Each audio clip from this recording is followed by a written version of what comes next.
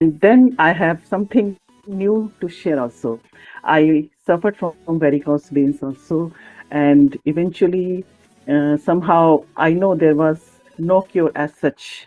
But with meditation, now I realize certainly it has not aggravated, and it has been subsiding. There has been a noticeable change. I'm sure I wouldn't have to go for the surgery as doctor had advised me that is eventually you will have to go through it. As I said, I used to take small things to my heart. I no longer, that is the case for me. I am able to enjoy life more. I stopped explaining myself. That was perhaps the biggest surprise of my life. How come Namita is not explaining herself? Because I was always out to prove my point. And I feel so lighter. My relationship with my husband and with my son also improved. Improved in the sense I stopped judging them. I stopped expecting anything from them, and especially with my son. When children do something different from the league, as parents you are really concerned that what they are up to, and since they don't open up much these days, so I was always speculating within myself.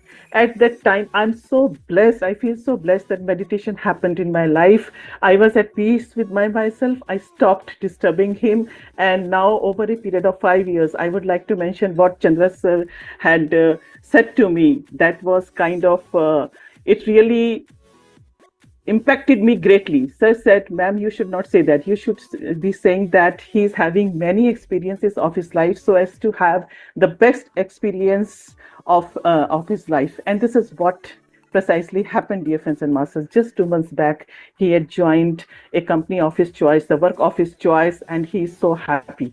Earlier, whatever he did, writing the research paper on his own or whatever he was up to, I just knew that it is his own journey. I should no longer interfere. So, and moreover, I feel I have become smarter version of myself. My writing skills improved, my reading skills improved, and I am able to grasp the things more. And just to cut it short, I would say life has certainly become better, smoother, and happier.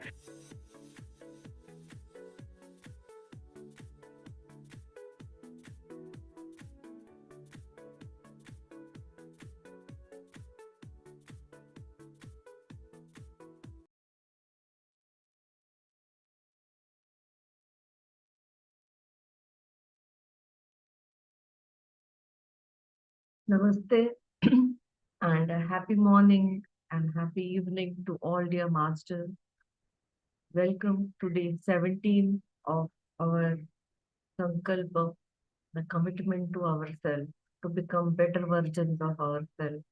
How beautifully put by Namita ma'am in this video. We are ruled by so many thoughts which are norms around us, and we consider the norms to overpower us, and then we get into the vicious circle. Our daily meditation practice allows us to become aware of them and to correct ourselves to make our life more beautiful.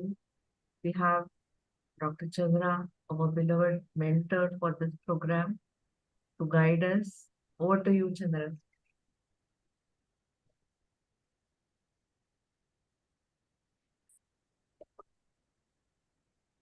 Happy morning, dear friends and masters. Beautiful afternoon and evening. And again, all the sharing, only one thing that comes, we become light. Everything becomes light in life. They call it effortless. Very light with situations, very light with people, light with your own accomplishments or failures. We have taken them too seriously, too heavily. If children are taking 3 month break, it becomes a big problem. That's no longer a problem now.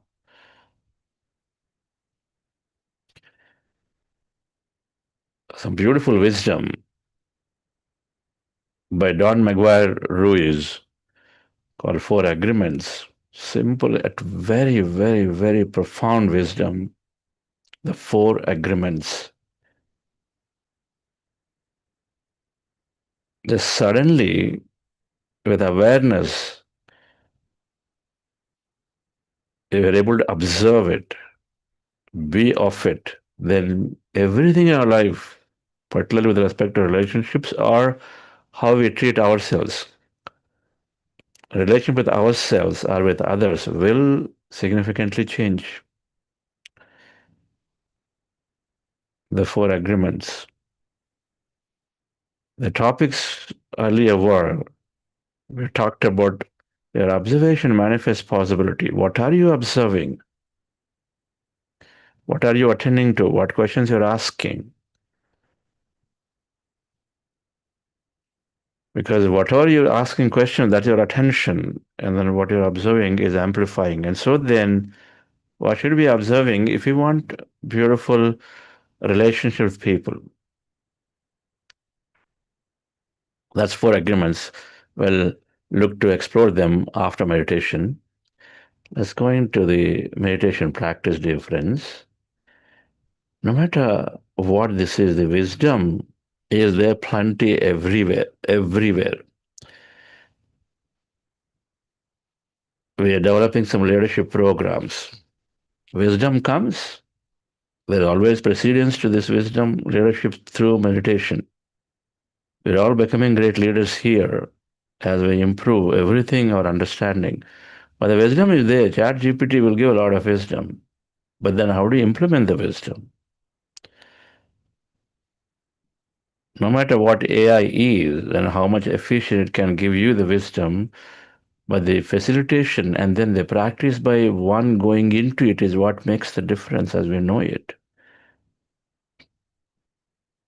That is this practice coming together and then having an appropriate environment and guidance so we can go into the right practice with the right setting, that music that helps, that group that helps, or a motivation that helps to come in here. And so then we are able to sit through where the practice brings that awareness. Awareness is what makes us take a different choice, observe differently, not otherwise.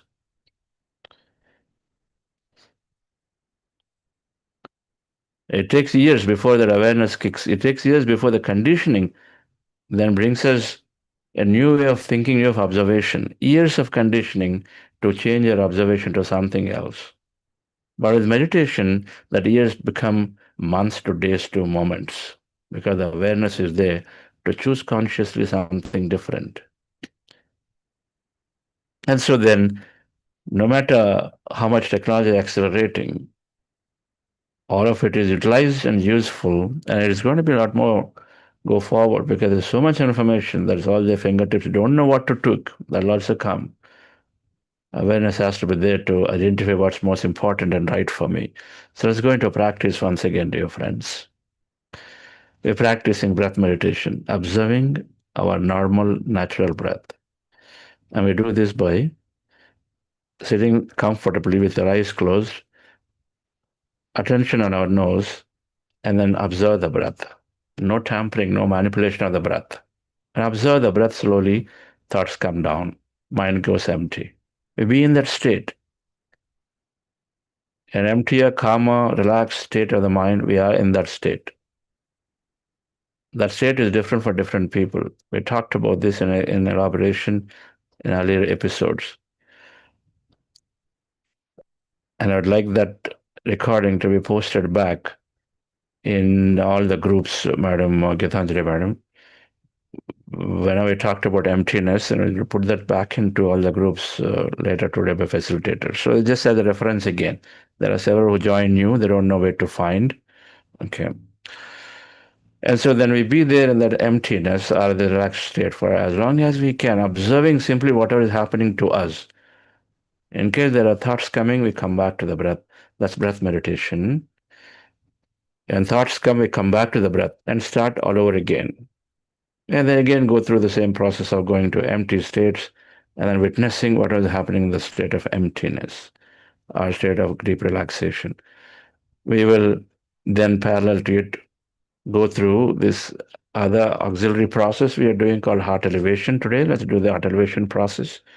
So we do this heart elevation process for a few minutes in the beginning sometimes, and then we go into the breath meditation.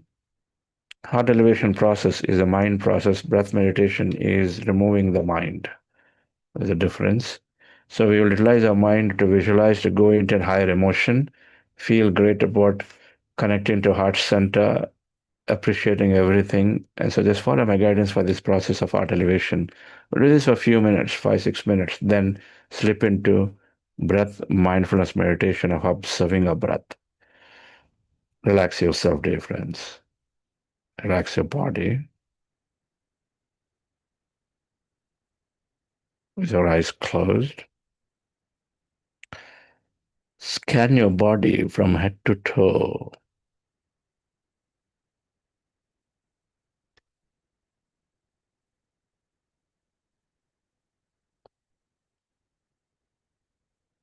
Relax.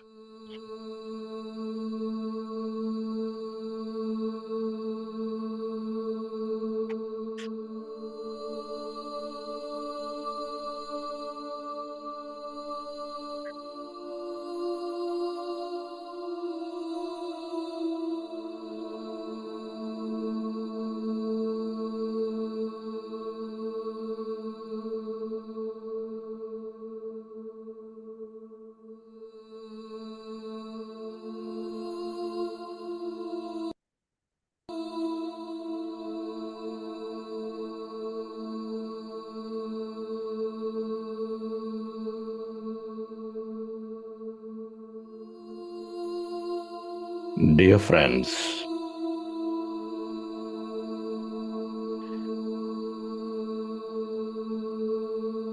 dear masters, with your glasses removed, eyes closed, keep your hands on your chest area.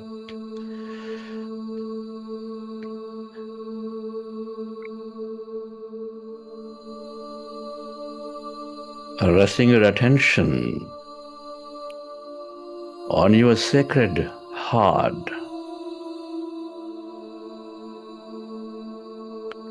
With a slow, relaxing breath, connect with your heart center.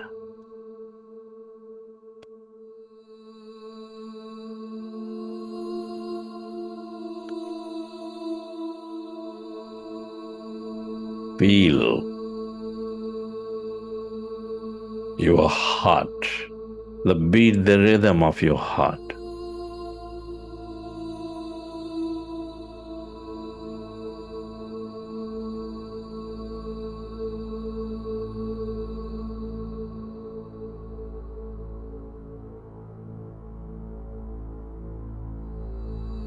Come on, dear friends.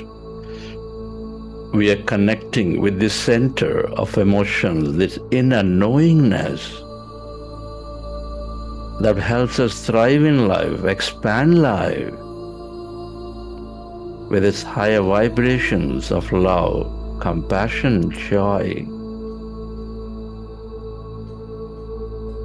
All life becomes coherent when experiencing these vibrations that are close to source of love, of joy, of gratitude, of compassion, adventure. Come on, friends.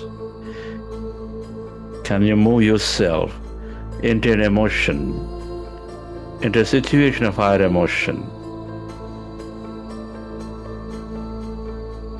Just simply imagine you're walking in the rain, loving the joy of being with it.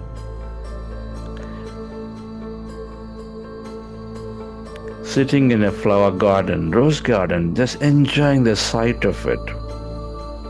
Playing with little children, helping those deeply in need.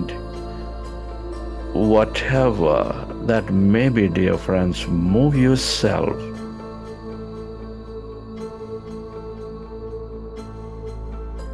into that higher vibrational life. Feel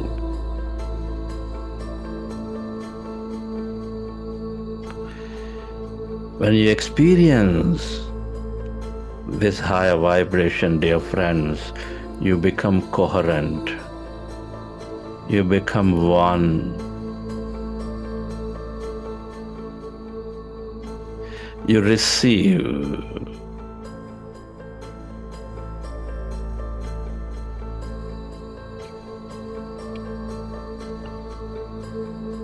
Feel.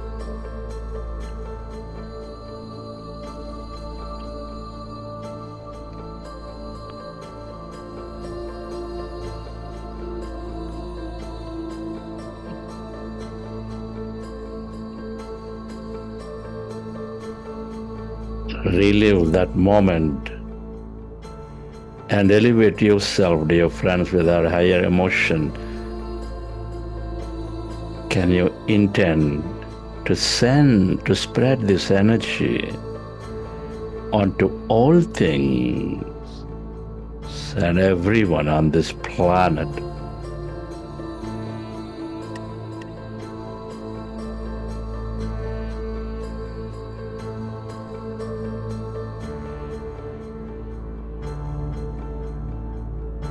Where you place your attention, there you place your energy.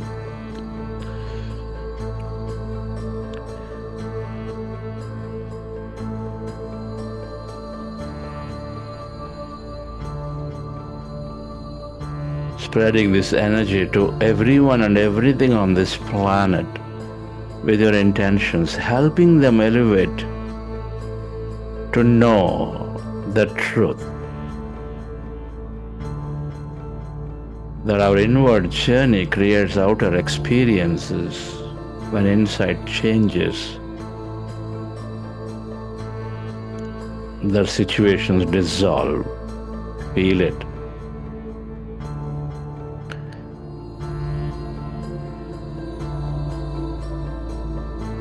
Come on, friends. You connected to your heart center, loving it. You're breathing life into it in a higher emotion. You're coherent with everything. Then you're sending your intention of helping them know the truth, dive into the inside to know more, feel.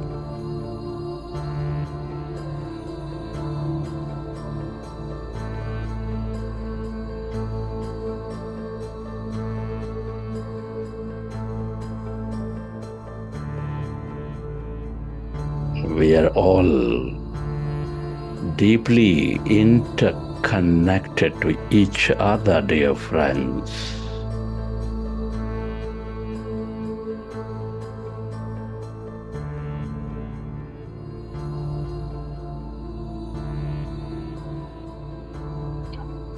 And slowly, let's go into breath mindfulness meditation.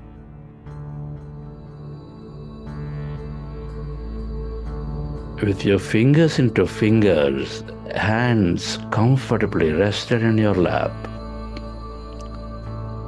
observe your normal, natural in-breath and the out-breath.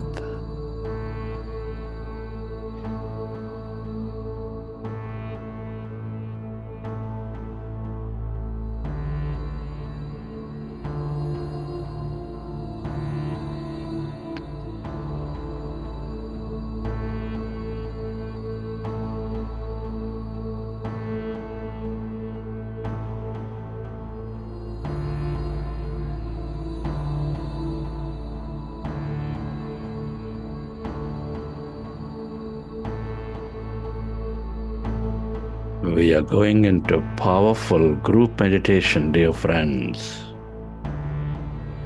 The group energy aids in becoming deeper in our meditations.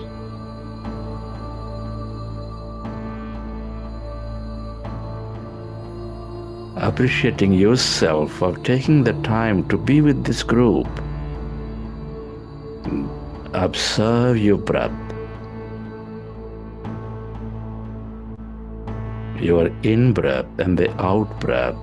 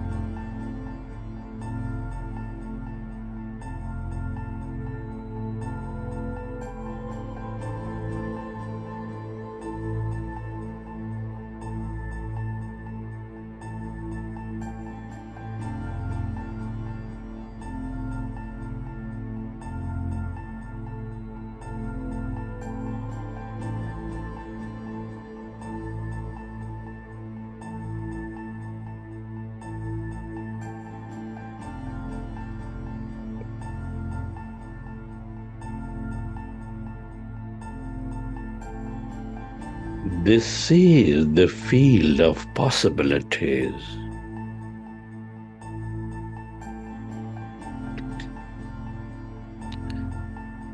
The field of connection.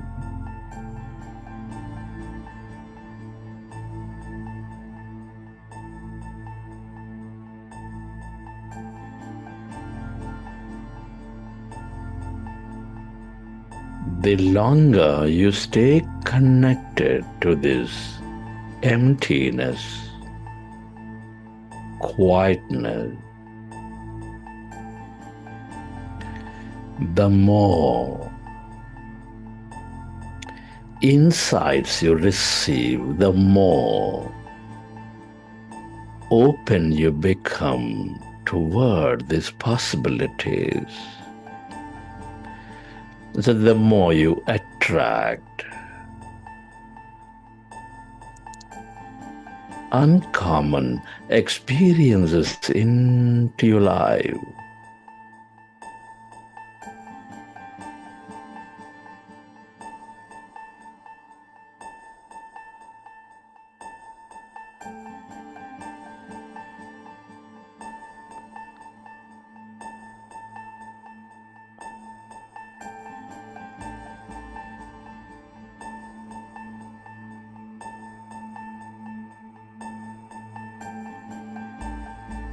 Stay aware of that emptiness, that blackness of no body, of no thing, as you merge into your breath.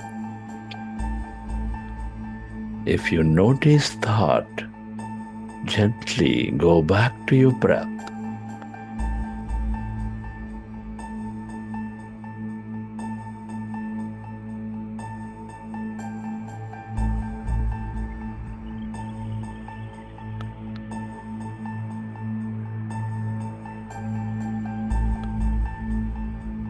Thoughts are normal, natural.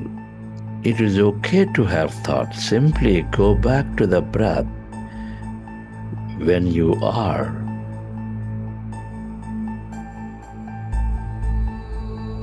in thought.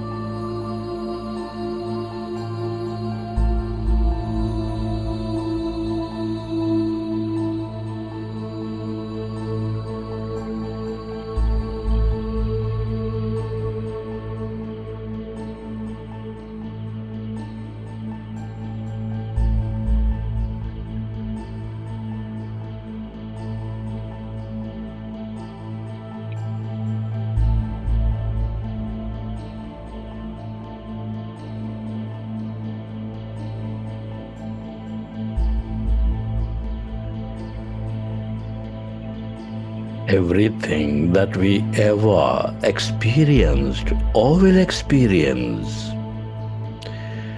is here in this field of energy.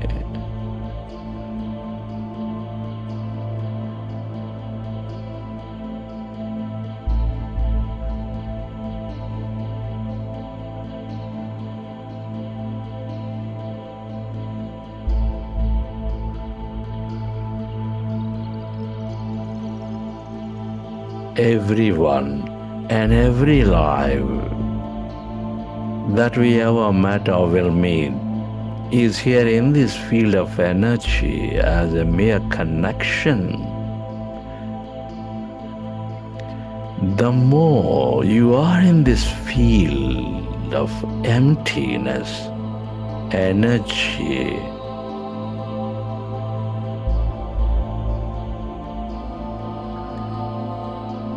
the more you experience that connection, the more you experience the very purpose of that connection.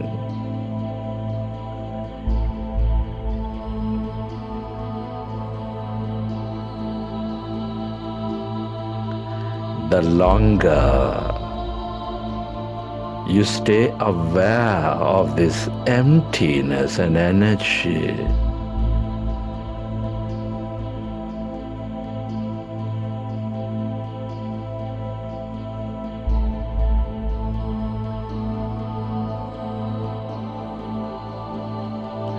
the more clearer you become about the possibilities that you draw into your life.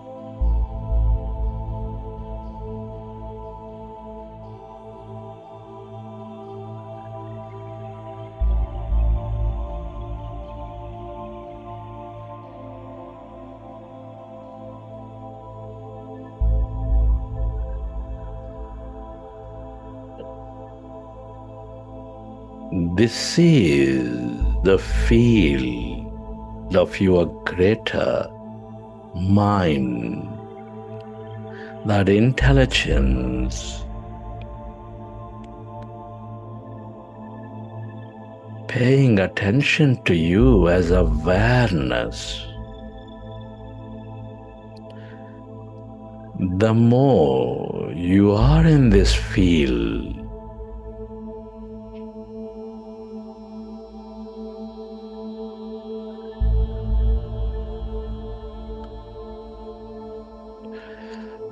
the more you are connected to that awareness,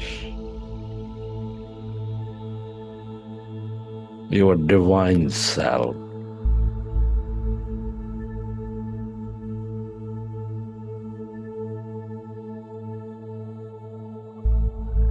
Merge into it.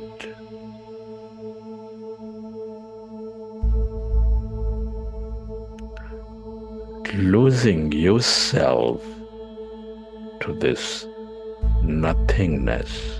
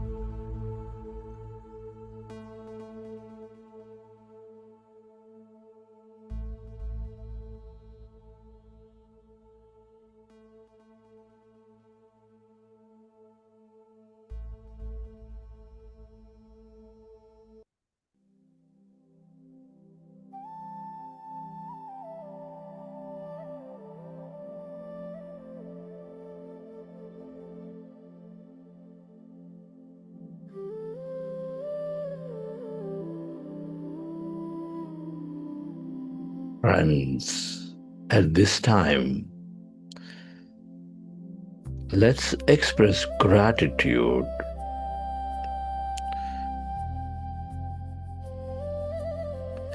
to all things and everyone for helping us experience this life. Many are not so blessed.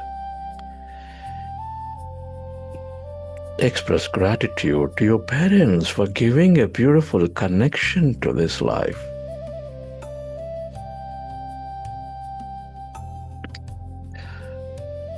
They represent the intelligence of consciousness. Be grateful to your teachers and mentors for expanding your knowledge. For knowledge is precursor to experience.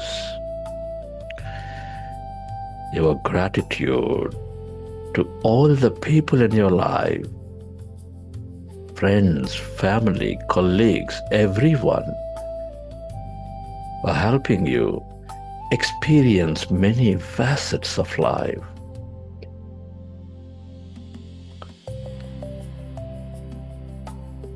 Your gratitude to this nature, everything from minerals to plants to animals to angels to cosmic entities, for all the beauty, mystery, energy, unconditional love, and more.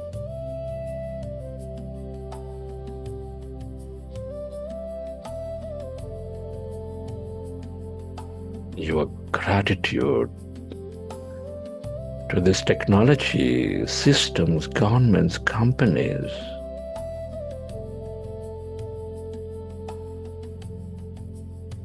that make our life comfortable, convenient.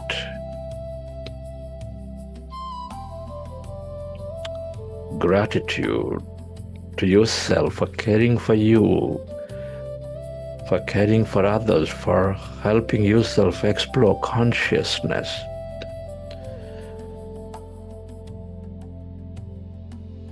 Gratitude to this beautiful universe for allowing us to be in this life.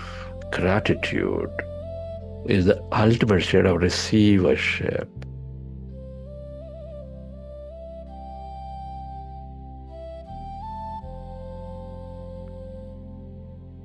Slowly recollect your experiences from the session, and whenever you're ready, you may open your eyes.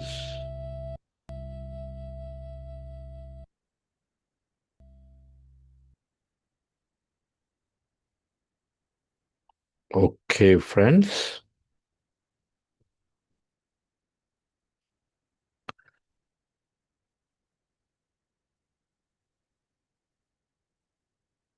Hope you enjoy the session.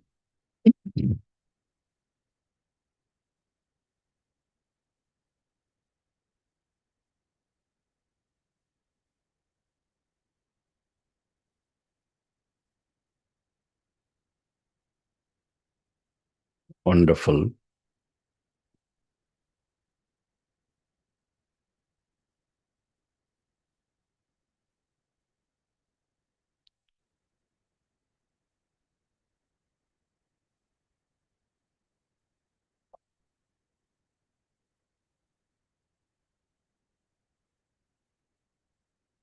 We have a daily meditation after this program is over.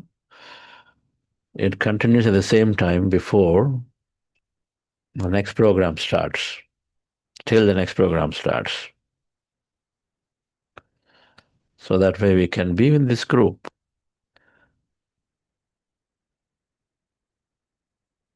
In fact, let's give a beautiful appreciation from our bottom of our heart for all the people who are coming into this circle every day.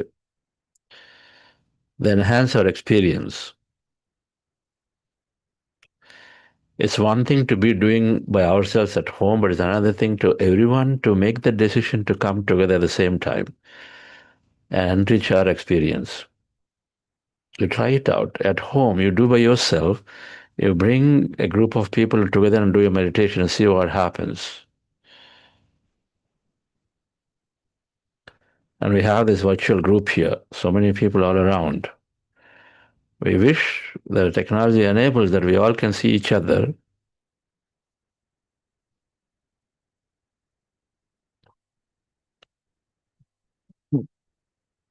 It has its limitations.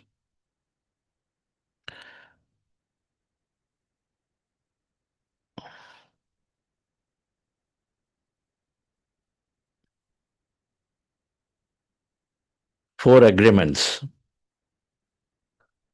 You know,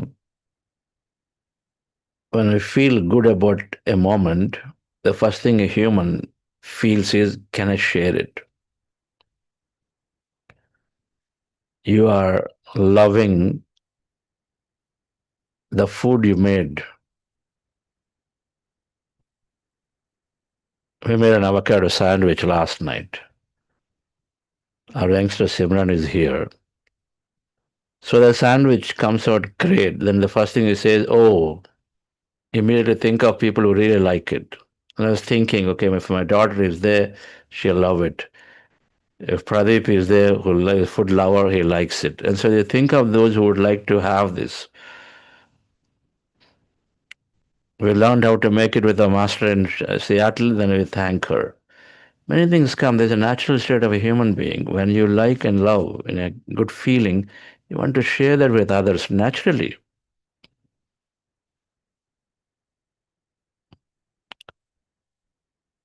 Whatever we experience most, we want to share immediately with our children, with whom, this and that. This experience, if you're liking, then how do you support this forward? If you like meditation experiences, if you are liking something that is changing you from inside, then we must give this to others, contribute this to others. This is what you're enjoying, then this is what you need to give, not a cycle or not something else, because there are many people who give that, who experienced it. That's intellectual giving, intellectual empathy, cognitive empathy, it's called. A spiritual empathy is to give a spiritual understanding to somebody, to inspire them to come and look inside, have the time for themselves, and all problems settle. So, can you be coming to give this thing to others in whatever way?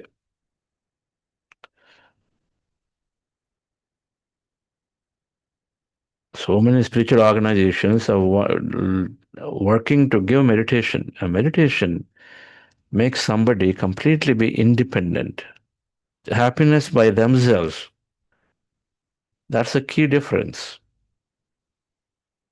The big debate with Adi Shankaracharya, the great sage, with Mandana Mishra, in 1200 years before is all about it.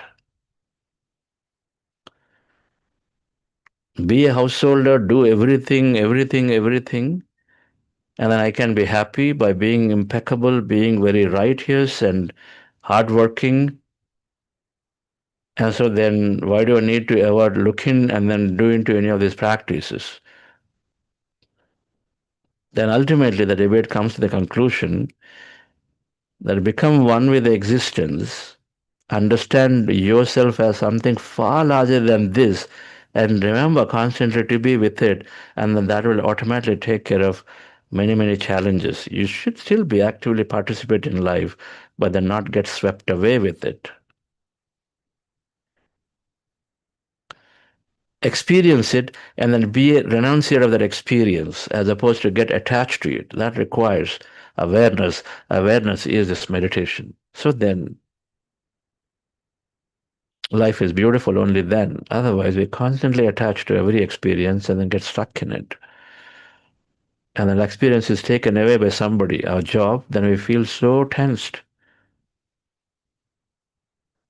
That child no longer cares for it, we feel hopeless. Midlife crisis happens because of that. So, dear friends,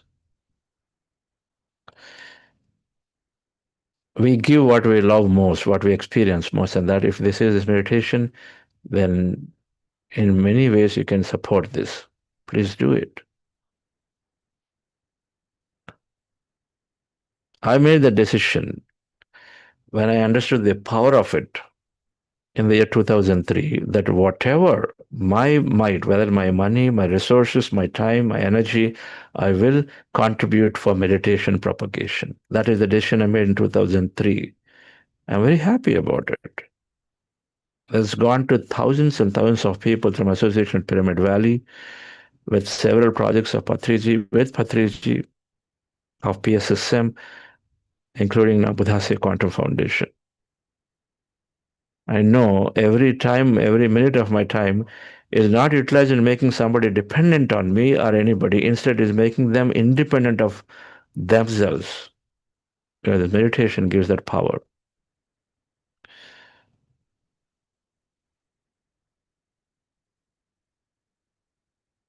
I was reading somewhere the greatest service is something that makes your service not necessary in due course to somebody. They should not come back and say, hey, give me a more this, more that. Instead, they should be able to get it all from within. Only meditation is possible, not anything else. The greatest service you can do is that service which makes your service not necessary anymore to that individual. It's not giving food, it's not giving clothes, it's not giving shelter, it's not giving education because you know it. They come back with more problems every time.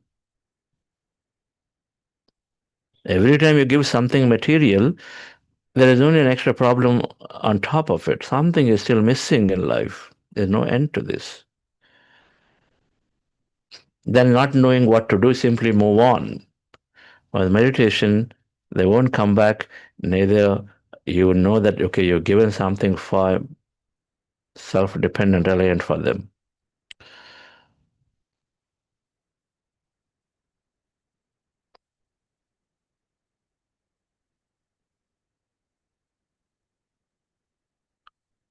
This foundation runs because of many, many wonderful masters who transformed. We wanted to bring this forward to more people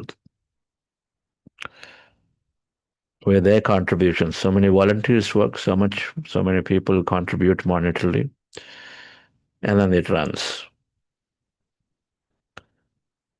If we have more funding, we reach out to many people in social media because I know many of you got connected through that. More campaigns, there are billions of people waiting to receive this. If we have less funding, we reach out to less number of people. That's all it is. If that is the requirement and if that is fulfilled, then of course we can have, instead of having, let's say right now we think anyway about 800 to 1,000 people are going through this program through various channels. It'll go to 5,000 people. The billions of people are waiting to have it. When do we reach all of them? We put our resources together, dear friends. And there is an equation, by the way. Unless we become one and one with the whole. That's why many masters always said, go into service, one and one with the whole, truly feeling one with the whole. We diving and merging with the consciousness, prima facie, is not possible. We can do any amount of meditation. Eventually, to be able to one with it requires us to feel outwardly the same. Service does it. Service and giving somebody and giving the gift that you beautifully enjoy helps you to merge with the whole, drop our problems, stop feeling separate, and become one and connected with others. My pranams to everybody who is supporting this movement, any meditation movement. Beautiful. So, coming back to our topic today, 4 agreements. Don Maguire Ruiz, Toltec wisdom, it's called Toltec wisdom, like traditions, right? There are many, many traditions are there. Jewish wisdom, there is something called Essenes. Essene wisdom is about relationships, by the way. That's called 7 Essene mirrors, an amazing concept. Then Vedic wisdom from Hindu Dharma, from India it arrived. Not necessarily Hindu Dharma, but India it arrived. So there are like that. Toltec wisdom is there. Shamanic wisdom, there are shamans. And so this Master Don Maguire Ruiz, from their traditions, simple 4 agreements. By the way, this book called 4 Agreements is one of the most all-time read books, all-time, millions and millions of copies sold, because it's so simple. Be impeccable with your words. Don't take anything personally. Don't make assumptions. Always do your best. 4, simple. First one, what does it mean? Be impeccable with your words. Are your words pulling somebody down or encouraging? How are you speaking?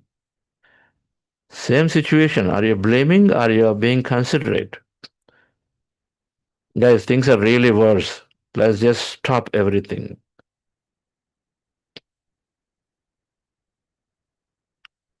We have come along far right now. What we do seems to be not necessarily working great. Let's go figure this out again. 2 different ways of saying the same thing. One is threatening response, another is saying, okay, so let's go and then figure it out. So maybe there is a better solution. What words are we using? This author gives beautiful examples. He says words are like black magic. What's a black magician doing?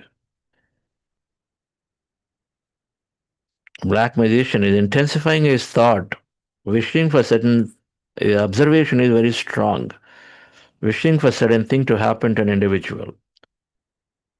This is Chandra. I'm twisting his hand, twisting his hand, twisting his hand, and his hand is breaking, breaking, breaking. There is an intensified energy is giving for wrong things.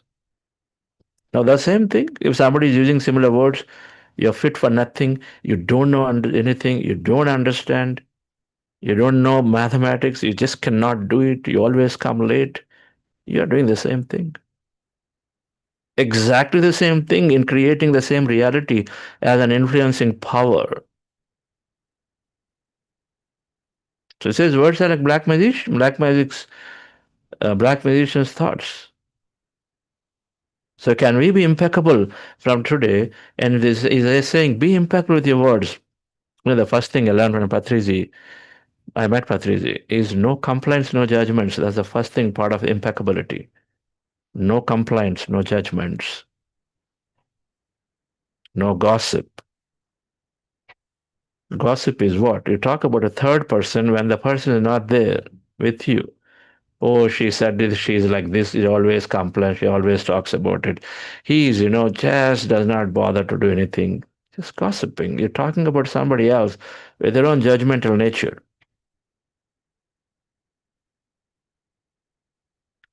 Patriji went about saying gossip is the cancer of the soul.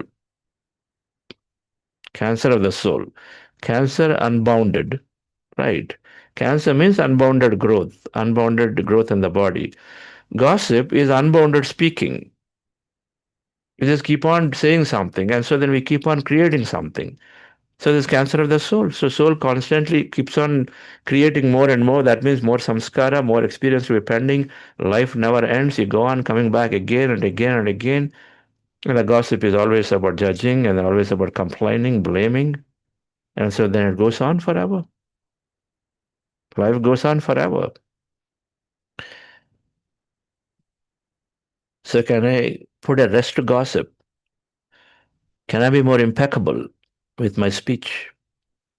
Words that empower people, words that encourage, words that do not blame, words that do not pull down, words that are not negative, positive. I'm going to talk about this impeccability of speech. It's called Vakshetra separately on another day. Let me cover the remaining four topics.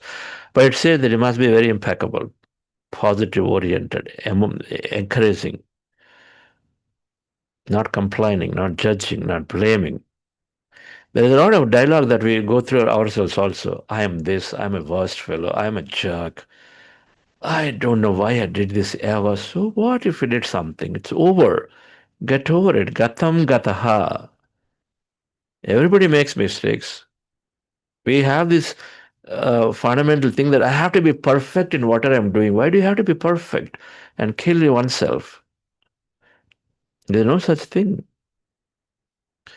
As it's okay if you screwed up or if you missed something, we didn't do something very well the way you wanted. It's okay, it's over. Can I come out of it? Awareness is required to stop that mental dialogue, that mental rumination. It's called that inner talk. Talking to yourself, what you're thinking about you, your past decisions, your current situations, we must stop too.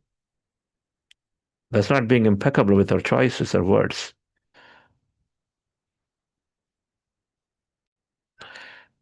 So the first thing is saying is that whenever you're putting something out, can you be impeccable? If you are impeccable with your words, your relationship changes suddenly.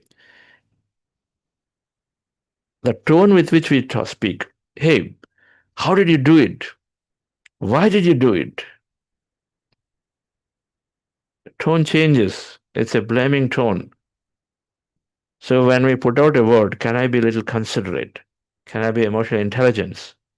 That's a topic. Emotional intelligence is a topic that we'll talk about later, end of maybe next week or something. Emotional intelligence. Can I be a little more emotional intelligent? And by the way, all of these meditation builds that awareness once we understand this knowledge to implement it. We know this. So, first thing is when we are speaking, be impeccable with your words so that you're not hurting, you're only encouraging somebody, or at least you come out as a little more considerate. I know your child did not do right. I told you so. Anyone using I told you so are simply rubbing the wound more deeply. I told you so. We try to prove a point. If you can just remove this one thing, I told you so. Because a lot of times parents and bosses and leaders and managers are ready to immediately point when something did not work for an individual or a child or someone. They come to you and say, see, I told you before. That's the worst thing one can hear in that situation. The worst thing one can hear, I told you. Can we remove that sentence instead and say, just be considerate. Yes, they will learn. Everybody learns. Okay, no problem. We'll figure this out next time. That's what a child is looking for, not I told you so. That's being impeccable with one's words.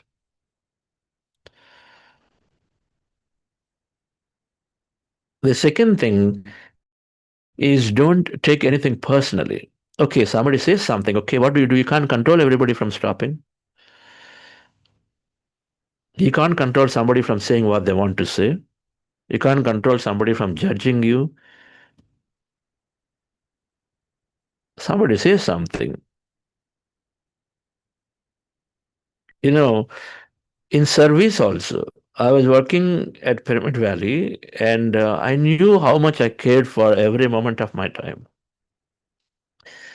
Every moment is very important. So you do every penny that is received is important to be spent in the most judicious way. So we do that.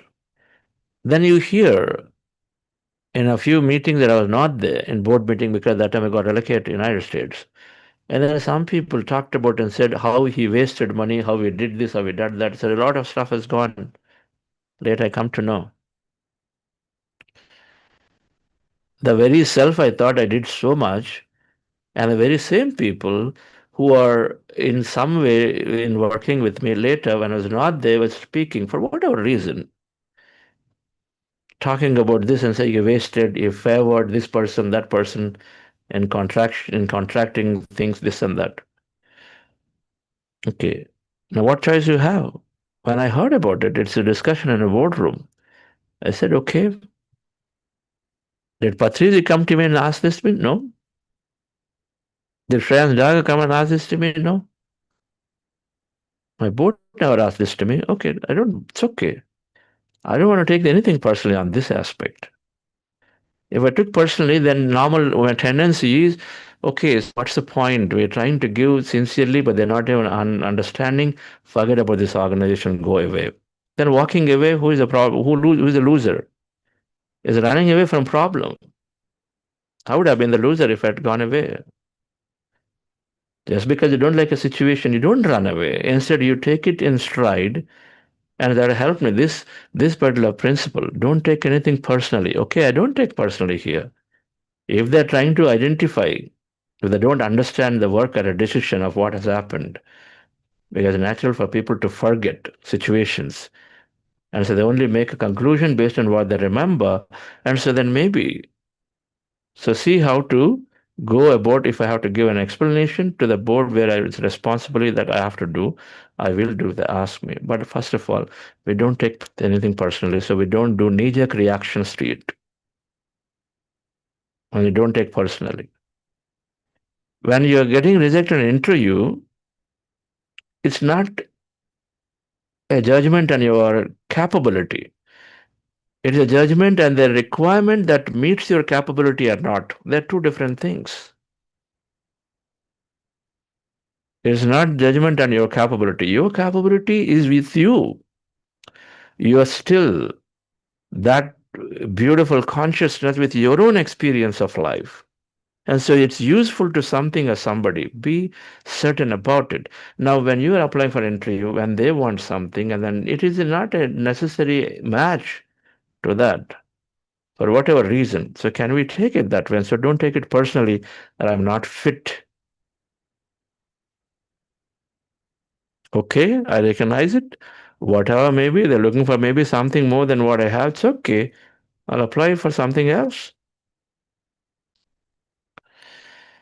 When somebody says something, our situations happen, we don't take anything personally because by taking personally, we start feeling going into this negative emotional trip. Instead, we look at it objectively. If there is truth, take it. If there's no truth, okay, no problem. Someone says you don't know anything. What did you study? Did you study at all? Okay. But let's say you actually studied, you worked really hard. They said it. Now, will you become that?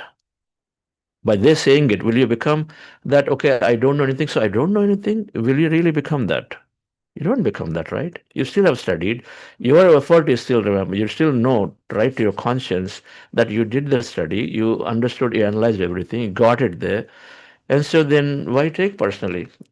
So simply look at is there truth in it? No truth. Your conscience tells drop it. Truth is there that I could have given some more time, but I didn't. Don't deny it. They are saying may be wrong, but at least look at the situation and go forward. We know all of this, by the way. It's not that you don't know. It's just that awareness is not there.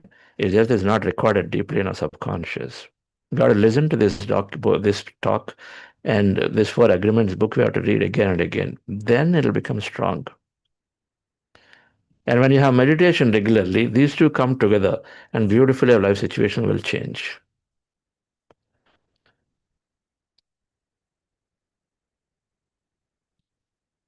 So we don't take anything personally when somebody says something to us. You are stupid. You don't come late. You cannot do this at all. The simple problems you can't do. A teacher tells student, first of all, that words are not impeccable. But what to do? The student cannot control all the teachers. But if we can give this meditation to the student, if we give this wisdom, then at least the guy will not come to the conclusion that I am not good at math at all. I can't sit comfortably anywhere. I just so restless. Because that's what the teacher tells you, you're restless. Can we say that to somebody on a face? You're restless? But what to do? They have their own challenges. They've not been taught about this awareness. So where does it start? It starts from the top of the bar chain. That's why Buddha Seva Foundation is working towards leadership. If we get better, then we go in and give this to our team members. We are peaceful, they are peaceful. We are restless, they too are restless. What to do?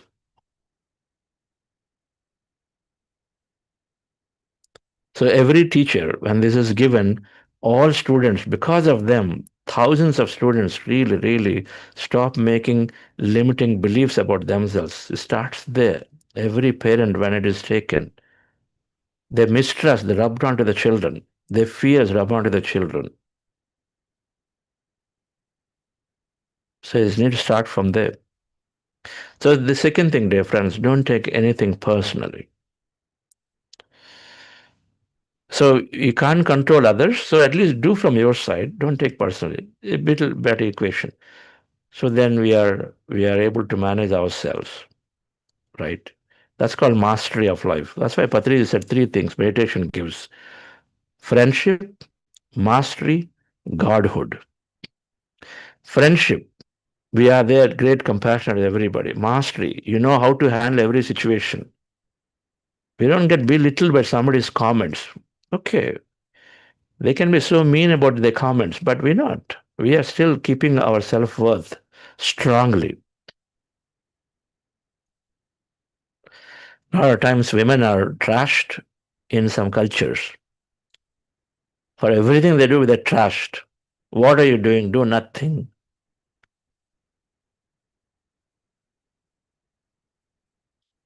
For the work they do at home. But our self worth must be preserved strongly. Meditation will keep that self worth strong, even if they lose their mind.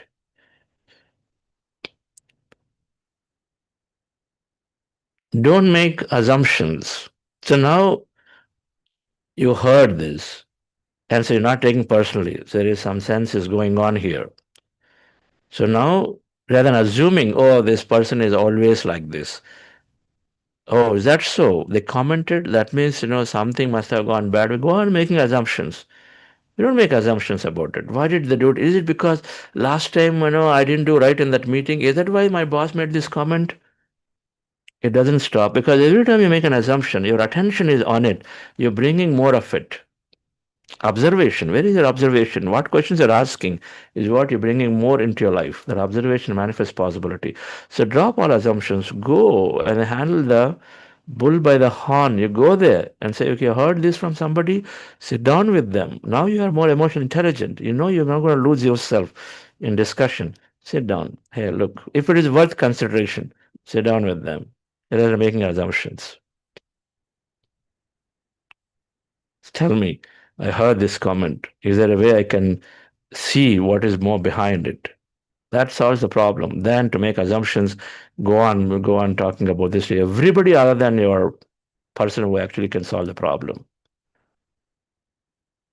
You hear in a statement in a company, somewhere in a meeting, hey, boss said it's going to be very challenging for everybody. That's it. It's going to be a challenging time. Suppose you made the statement. It's going to be a challenging time. Then what happens now? Now, 6 years ago, the same thing we heard, then so what happened next time? Suddenly they completely remove this project. Gosh starts there. Oh, it happened. I think I know last month that or other division, those guys just screwed it up. They should have done this well. That client is very upset because of this. I think is impacting a profit, and so that comes assumption. Now, what does it do? It spreads negativity about those colleagues who perhaps is not even in the control of why they did it. There must have been some other decision. We don't know. We keep making assumptions. One statement is going to be very challenging. And then we go on interpreting in many ways, making so many assumptions. That's not going to help, dear friends. You know it. It just creates more fear, more negative reality to us. Forget about others, but to us. My my colleagues are asking me to stop, so let me conclude the fourth one here. Always do your best is the fourth one. So, dear friends, so read this book. Always do your best is saying at any given time, what do you do? People can speak what they want to speak. If you don't take personally, you're at peace with yourself. First one. You don't make assumptions, you're inching close to the solution, if there is a solution to repair it. And then the fourth thing is, what can you do at any given time? Do your best.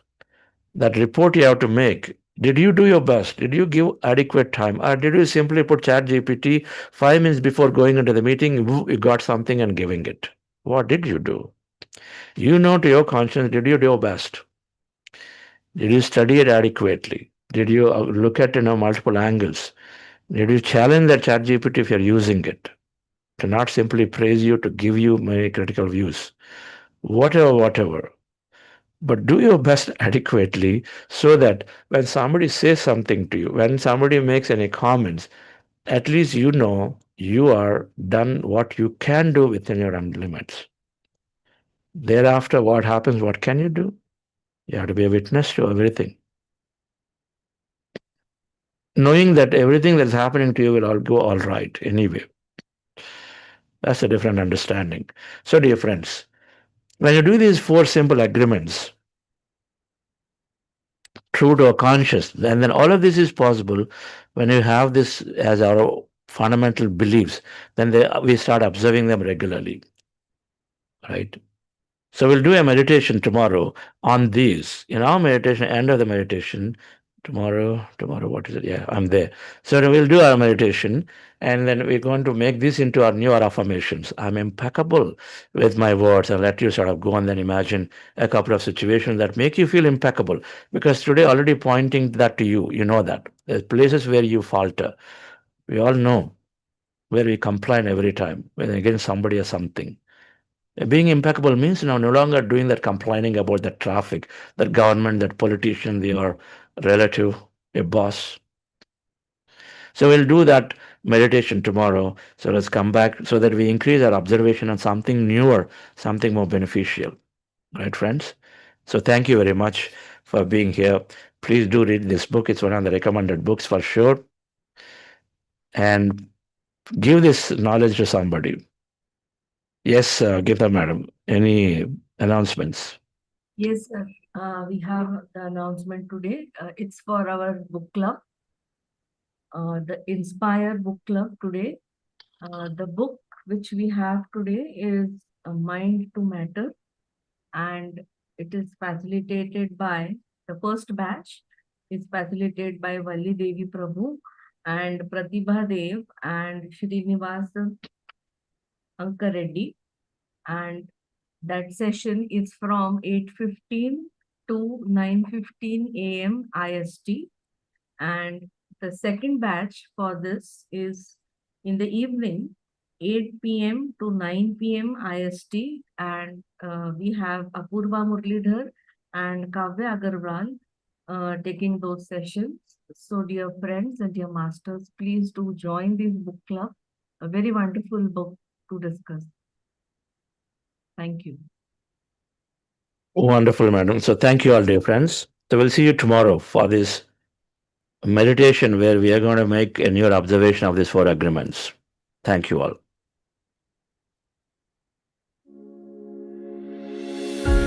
I'm always changing. Who I was yesterday is gone.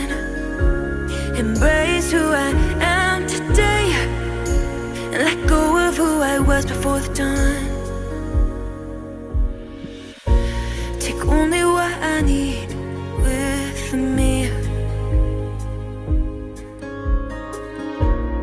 Leave behind hurtful memories.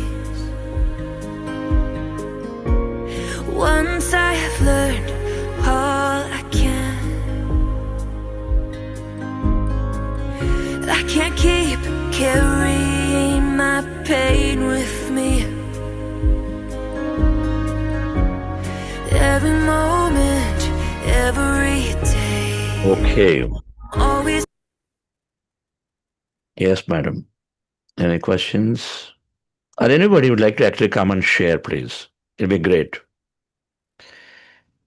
If you are, this is a popular book, and I'm sure there are many masters out there who applied at least one or two of these agreements. Would anybody would like to share how these agreements or any of this wisdom help you change?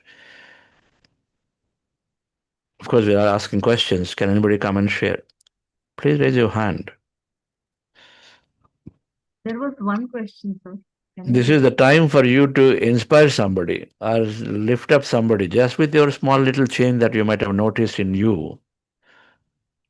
Can we you be have that today? 1 second, madam. Can you be that today? I'm asking someone to share first. Of course, Ujjal Nandiji we raised have a hand. raised hand, sir. Yes. Yeah, please go ahead. Ujjal Nandi, sir. We will unmute you. Just a moment. Yes, sir. How are you? Good morning. Very, very good morning. Very good morning, sir. How are you? Sir, how are you is a wrong word. Impeccability is required. Yes, yes.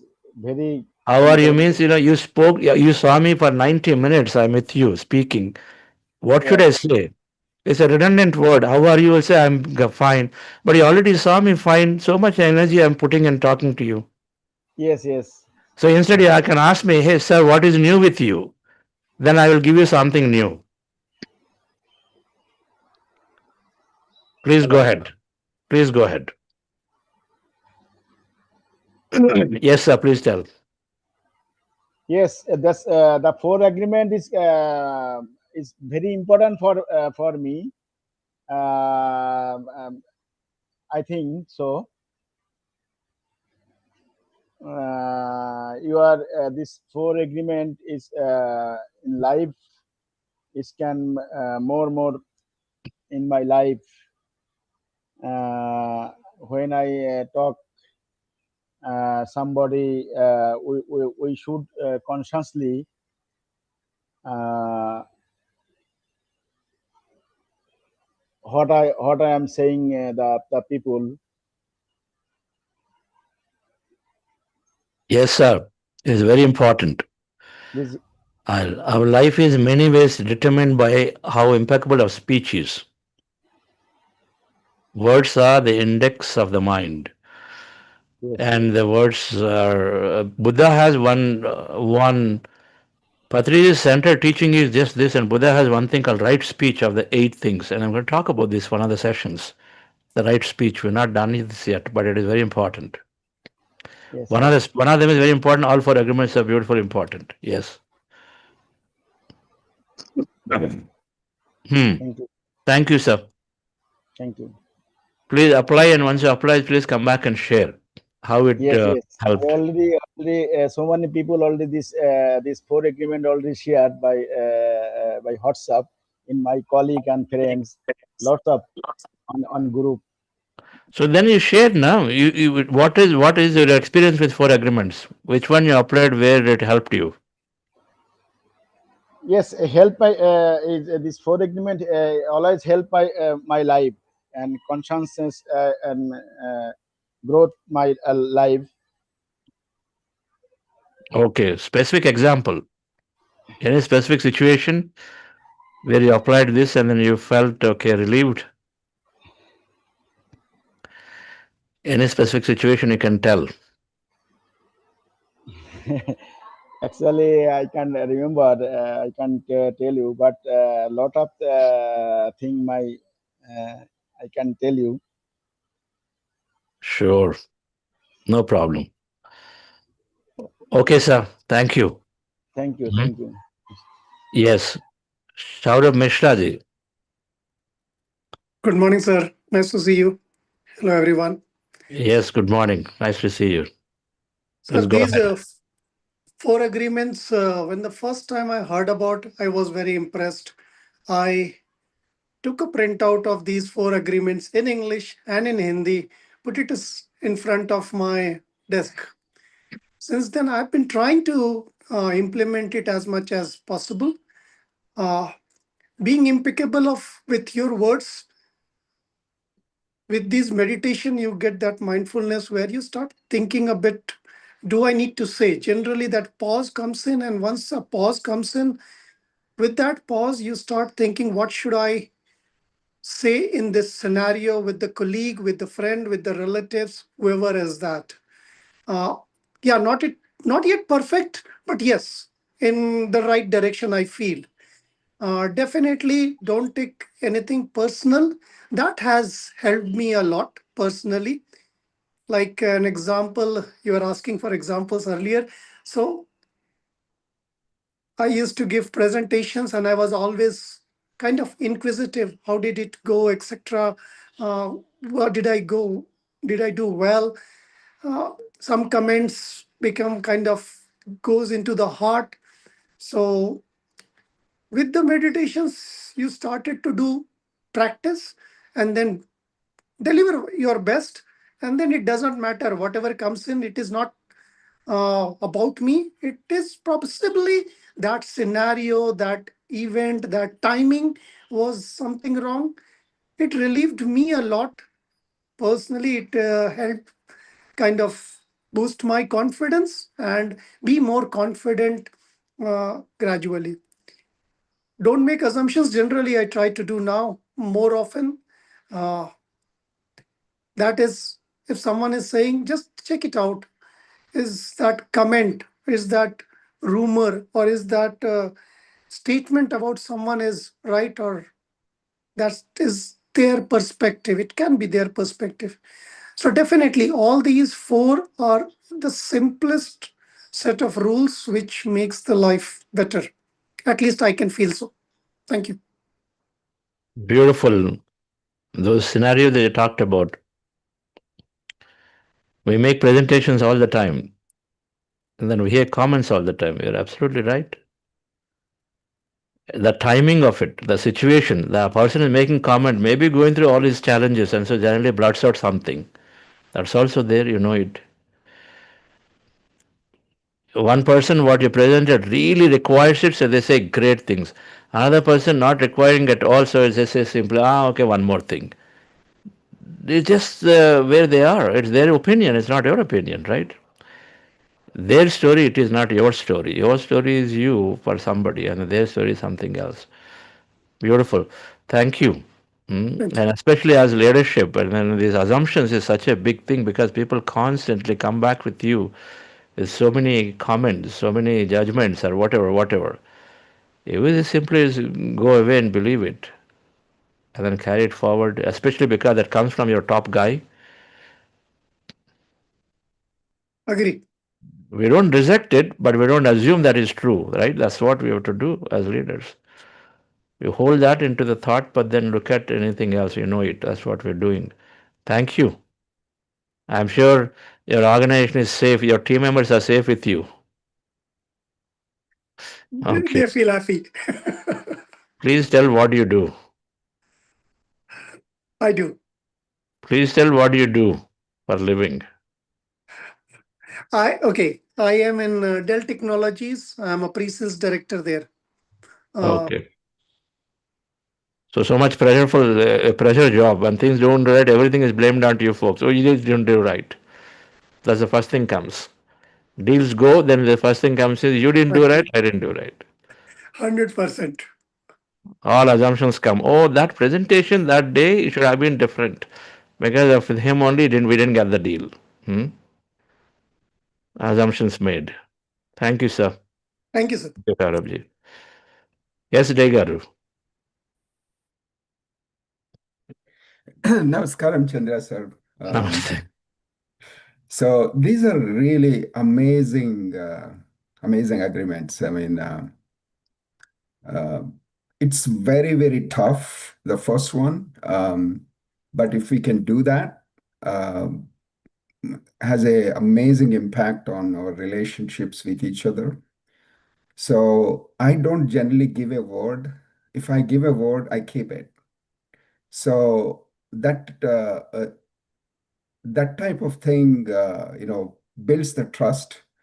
And many people ask me if when you pledge something for nonprofits, organizations, we get your check first among anybody else.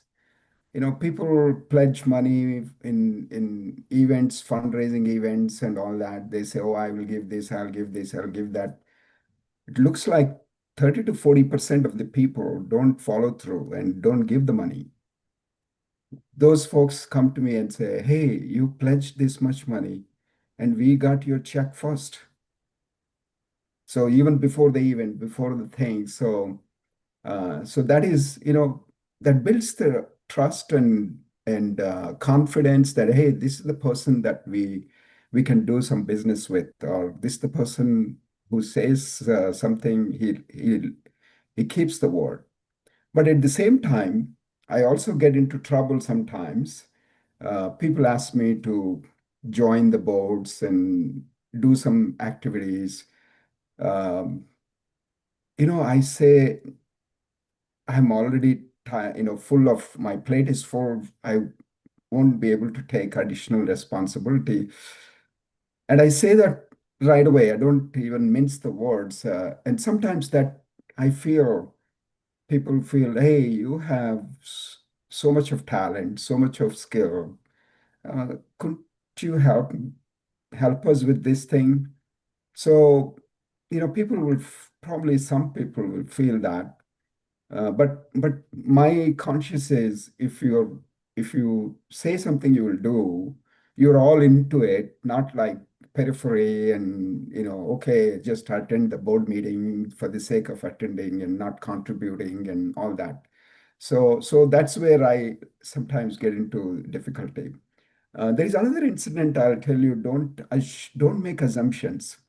I had a land issue in Hyderabad, so we acquired from the bank auction, but we didn't get the actual physical possession.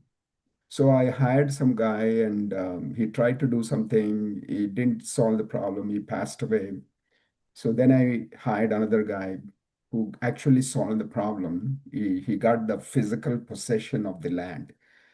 But the party that I hired first, the widow, I mean, his wife and children came into our land and occupied some 5 guntas of land overnight. They came in the night, removed the fencing, put their fencing, and even put the cameras and cultivated all that. So my first reaction was, these people work for us. Why did they do this? Why did they try to snatch the land from us? The guy I'm working with said, I have people who will just go and beat them up. I said, hey guys, don't assume anything. There must be some reason these guys have done. I said, go and talk to them. And so my local manager called them and talked to them. And when I understood what they're going through and why they did it, and they also apologized that they had to do this to get our attention because we were working through one person. He didn't allow them to talk to us. So to get our attention, they did that. So I said, oh my God, if I reacted violently, I could have put the police force, I could have put the different things and did that. It would have become a bigger problem. So I didn't want to assume that they did this to snatch our land and all that. I wanted to find out why they did it. So the widower came and said, we did so much thing. Our husband did so many things for you, but this person was not, reasonable to us. And to get your attention, we did this. I said, wow.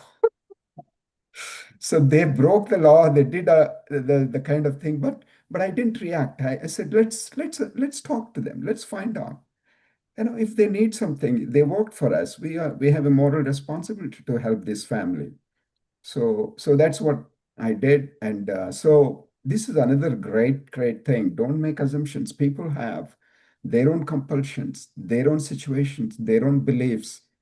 It might appear that they're hurting you outright, but there may be something. If you just go to them, talk to them lovingly and without any judgment, they will open up. And big conflicts could be avoided, and things can be resolved, and we could live in peaceful, harmonious, and loving way. My philosophy was, even though they occupied it, they were our neighbors, and we want to be good neighborly situation in that parcel of the land. And so I don't want to have fights or disagreements with our neighbors. So we had a conversation and it got resolved. I said, wow. Well, my reaction was, oh my God, they came, sneaked in the night and occupied the land.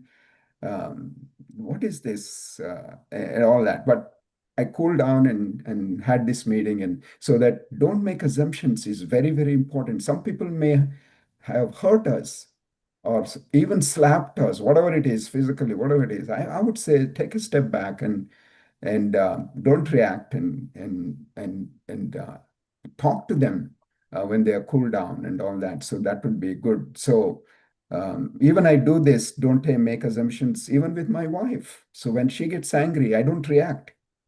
I don't react at all. I just listen to her and see where she is coming, why she is reacting.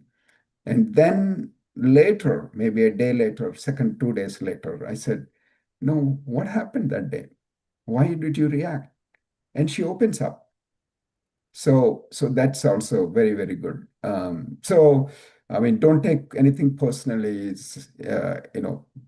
If we perceive ourselves as one, and everybody is a family member, so and you know we just don't take anything personally. So it's just happens in the life. You just take it and move on.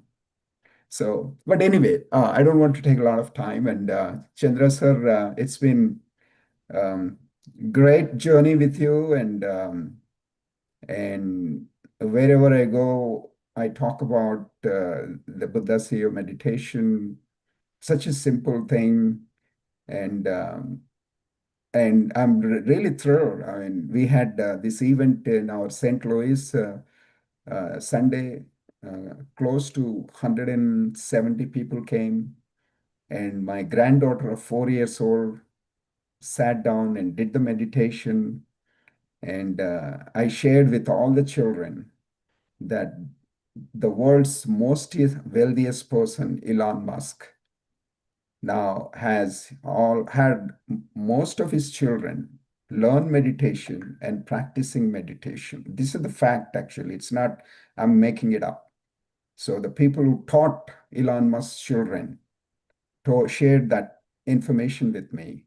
I said, children, if Elon Musk, the most innovator, big innovator, and the wealthiest person, taking time to teach his children meditation and have them practice it, there must be something, you guys. So you all admire him.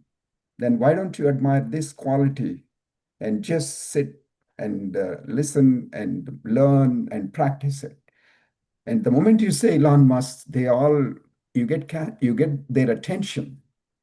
And so they all did it. I think children from like 3, 4 years old to we had 20 years also. Um, they sat down, they did the meditation, and it's making a humongous impact in St. Louis. Thank you, sir. That's beautiful. We hope we write to Mr. Elon Musk to come out and say it, like Steve Jobs came Yes, out and said. that he practices meditation. So when these leaders come out and talk about it, then it just makes so much sense, and then so much inspiration to so many. Right? You know this, right? Narendra I will, Modi, I will, I will beautiful. have him. I will have him speak because I'm on X now. I'm not Yeah. too much, but he responds to comments and tags to which we do for Elon Musk. But I want to wait for a little bit of while time Yes, before sir. I have to get to talk to him. I mean, he has to. He'll respond Twitter tweets. Yes. Those will really beautifully help. So we have more authentic thing Mhm. coming from them. It's wonderful. So thank you for everything you're doing. 170 people with children there, they're amazing, incredible, Yeah. incredible. And yes, So there words is one you other thing. One thing I want to share, sir. One teenage girl's dad came to me and said, and while they were leaving, I asked, "How did you do?" And she was smiling and she was so happy. But later on, he and I, his dad and I talked. He said, "My daughter had pimples all over her head, her face. After doing the Buddha CEO meditation, her pimples are all gone, and it's all smooth and glowing and bright." And I said, "Oh my gosh, how is that?" He said, "My daughter, God saw that." She's actually, I think today they're probably attending. I don't want to name them because I didn't take the permission to say their name. I think they are attending every day this session. Whole family, the husband, wife, two daughters, and they're all attending this. And when he shared with me, it's just, caused the tears in my eyes. I think people who listen to this, we can invite them to come and share here. It'll be so much relief to so many teenagers. exactly. Weight loss, people lose weight with meditation, and then definitely our skin improves, and so naturally what is required will go, and so things will get settled down appropriately. So that's a actual impact that happened in St. Louis, attending this 40-day meditation, and they shared with me. And so it's amazing impact this program is having in our St. Louis, Missouri. Thank you. Thank you Thank you. for supporting your original comment in the beginning that if I give a word, I am there, and then before you even complete your word, we saw you transfer money. So that speed with which you support is non-profit. So thank you so much. Okay, thank you. Okay, okay, friends. Well, what's the time? 7:50. We need to conclude here. 2 minutes for Chandra Sridharanji, and then conclude. I have a meeting to go, an event to go. Yes. Okay, thank you so much. And I have to be so grateful to this topic today to everybody. And because I am this whole week, I'm working on preparing for my speech on Saturday, coming Master Talk on Saturday about my reflections on the four agreements. That's what I'm doing. So for personal experience here is every room I have this, each wherever I go in this house now, I'm hearing about this impeccable, be impeccable. And then whenever I go somewhere else, don't take anything personally to you. Even in my sleep, it comes. Because I feel it's not just, I feel it is like a vibration coming in this whole house. I'm sitting and it is really purifying certain things in me. I feel like I'm living in a ashram or something in my own house, because this is what I am. And when Chandra sir was talking about this, all those ones are so in my brain now. I feel it's in my heart. And I have to say, just one experience today, my eyes were not doing good for the past few days. It's really, I couldn't see properly and stuff. But meditation time, it's super nice. I sit and close my eyes, and just to focus only there, my internet was on my eyes. And I have to go to that ophthalmologist today. And I went, and even driving, I think I mentioned this to Chandra sir before, I became so anxious and anxiety whenever I drive and stuff after driving 30 years. But today, it's a ophthalmologist is so far, 3-4 miles from me from here. No, 12 miles or something. Just I sat on the car and it was just going. I didn't even know, and I was worried about my eyes. Eyes can see, no problem with the eyes, and it was really going very good. I have no problem, nothing at all driving the car. It became my second nature. So immediately I said, I want to give my best in everything.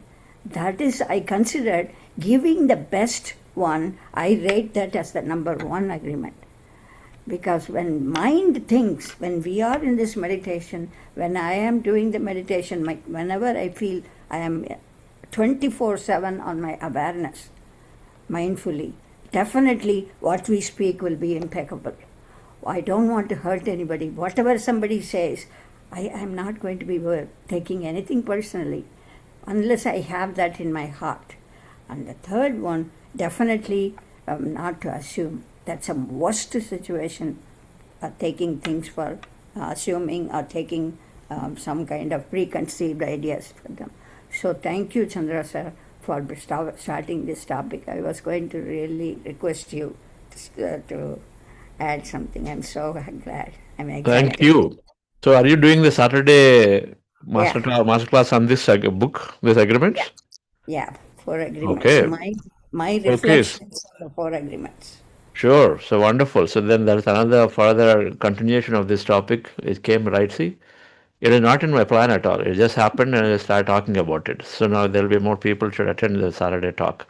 Have a good one. Enjoy that thing, Chandra ji. So thank you all, dear friends. So we'll see you Yeah. tomorrow. Thank And come, bring your children and bring your other family members. We'll talk about these agreements briefly and then we'll do a meditation to visualize and affirm about these agreements. And so I would like to do that tomorrow. Maybe we'll spend a little longer time. Whatever maybe the schedule, put the schedule aside and do this tomorrow. Thank you.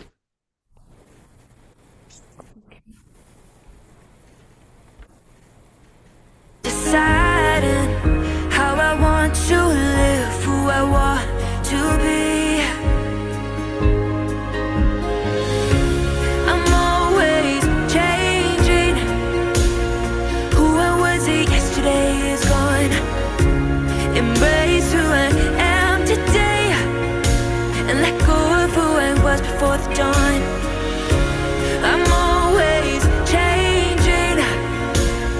Who I was yesterday is gone. Embrace who I am today and let go of who I was before the dawn. Whenever I get stuck in my life. Friends and masters, let's meet again in tomorrow's session. Thank you, Chandramant.